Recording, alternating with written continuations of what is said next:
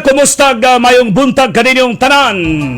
Ani ang mga detalye na sa tong Trumpita Balita Morning Edition kaning adlaw nga Sabado, May 3, 2025. O ba ng inyong mga tigbalita, ako si Trumpeta Norbert Pagaspas. O ako si Trumpeta Anhal Yazgo. Balitang Lokal. Sa mga detalye na sa Balitang Lokal, anara sa state of decomposition ng patay ng lawas sa usa ka lalaki dihang nakaplagan sa kapulisan sa sitio Tapon, Barangay Mati, Claveria, Misamis Oriental. Giilang biktima nga si Rodrigo Albano Albida Jr. nga nagapurok sa taga-zone 6 sa Kugman sa Komunidad Bayan sa Cagayan de Oro. Sigo ni Police Major Teodoro Panganiban de Oro, ang Chief of Police sa Claveria, Misamis Oriental, nga base sa ilang initial investigation, aksidental nga nahulog ang biktima sa Pangpang nga doon sa ilang rest house. Nasaran nga nagkapablatter ang asawa sa biktima tungod kaniyadto pang Abril 25 nilakaw ang biktima apan hangtod niyadtong Mayo 1 wala pa naibalik sa ilang rest house. Daling gilusad sa kapulisan o daling gisuwid sa kapulisan ang rest house sa biktima o mga bandang alas 4 sa hapon itong Huwebes. Aga dito nakitang patay ng lawa sa biktima.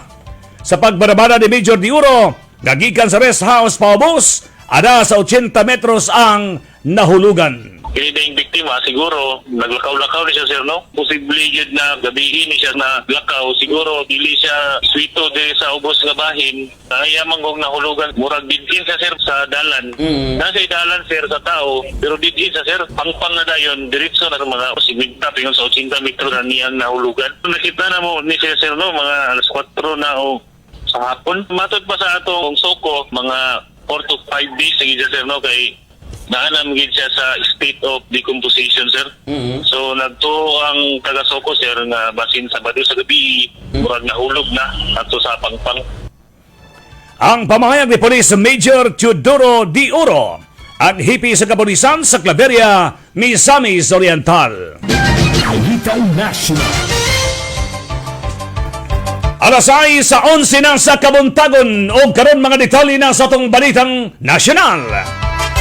Mas mayo kung mutambong ang Vice Presidente nga si Sara Duterte sa ipahigayon nga preliminary investigation sa Department of Justice.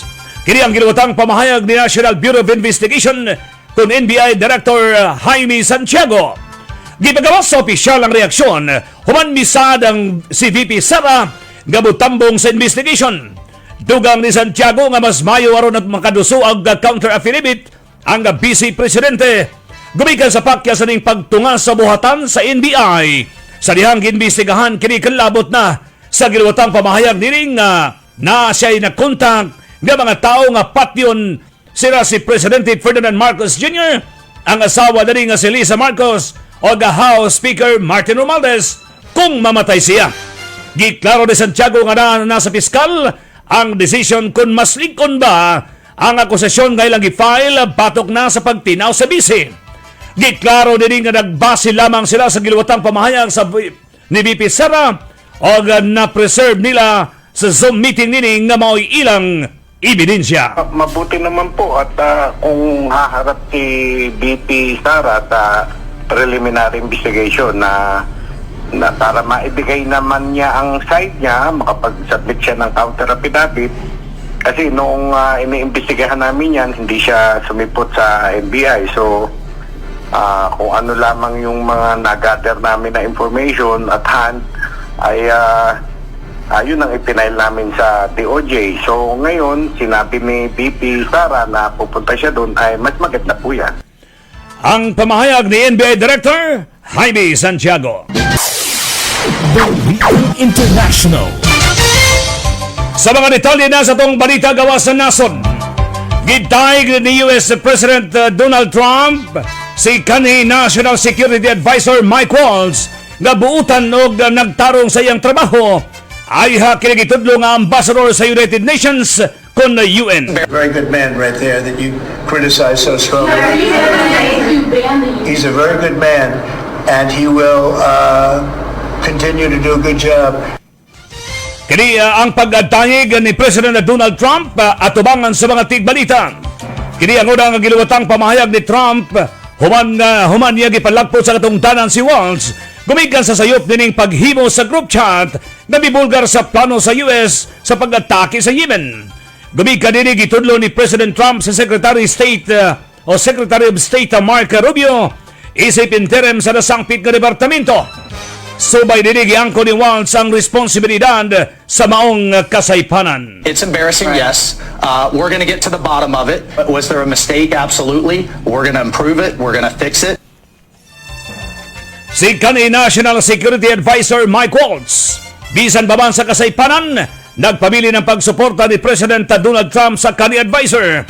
O ganang inawag na kini magakabot kini nga magakaton sa sayop ning binuhatan. Naseran nga sa wala pa gipalagpo sa pwesto si Waltz, nagiginabi pa kini sa mga reporters sa iyang pagtaig sa presidente sa pagpaundang sa gubat dito sa Ukraine. Only President Trump could have brought both sides together. We were here. We are moving closer and closer. Si UN Ambassador Mike Waltz sa dugang pamahayan. Ikalamaw kadto ang kumpletong detalye sa tong Trumpeta Balita Morning Edition. Daring adlaw nga Sabado, May 3, 2025. Uban ang inyong mga tigbalita, ako si Trumpeta Norbert Pagaspas. O ako si Trumpeta, Anhal Yazgo. Ang magpasalamat sa inyong pagpaminaw. Salamat og mayong buntag, Northern Mindanao.